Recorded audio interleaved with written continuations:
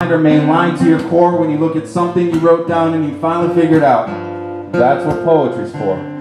I want to see eyes surprised when self-guise is stripped. A connection from hearts to lips, spoken from pages. I want to spill how I feel like the leaves from Katrina's levees could be compacted into composition books. When your mental canal dredges up dreads and dead dreams like the Alawai after 40 straight days of rain. When it all floods your brain, the inner voice goes insane. A new strain to contain the biggest person at your wrist because you are so pissed. Or so infatuated you lose common sense. I want to be that spark. Lighting the brain fart that blows down the wall to writer's block. Because silence is only deadly to your dreams. That's a fart joke. I want to highlight forgotten Frenches to show the world how far humanity can really stretch, because I know I can't reach the boundaries alone. And that's why I teach. I try not to preach, but I just want to reach them.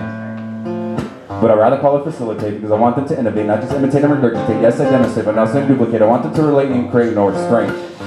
I want writers to find their own voice, make their own choice, keep their pages moist with ink, tears, and sweat, scripting sarcasm and scribing regret, soothe the scars that stuck me in a shell of a guy too shy, too tall, or just too proud to find a shoulder to cry on.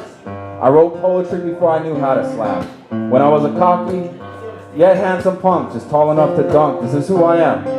It's not a character I play on stage. I've used my pages as God, sending bloody letters to God and getting no response. So my first audience is myself. But I compete for the person who doesn't really like poetry, who gets dragged to a slam by a date and can't wait for it to end, because if that person found one little line that made them think, something that dropped their jaw or their drink, then I've done my job. Because I share for the soul that's scared of self-reflection. That kid that feels alone in a crowded room. For anyone that's been bullied or ignored, have their hearts opened or broken, lost innocence or loved ones. This is for anyone who has had words stuck in their throat. I'm not a role model.